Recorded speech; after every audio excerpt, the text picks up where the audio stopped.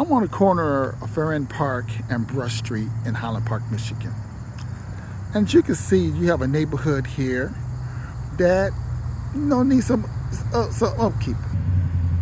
So I'm going to pose the question. In this mature neighborhood, do you believe this neighborhood is a viable one?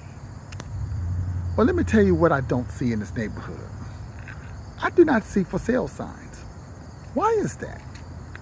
Well, to answer the question, in this current economy that we're in, there are very few move-in ready options for what we're looking for in terms of the real estate industry as a move-in ready home. Those type of homes are dried up. So, but what you see opportunity. Like this home right here, you see an opportunity to take this home and make it your own.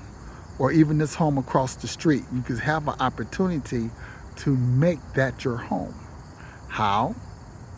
If you come down to our next workshop on October 21st, we can give you that answer. You can make this neighborhood your own. Now, why do I say that? It's because, again, in this neighborhood, you do not see for sale signs. And that is because these are homes that is worth keeping.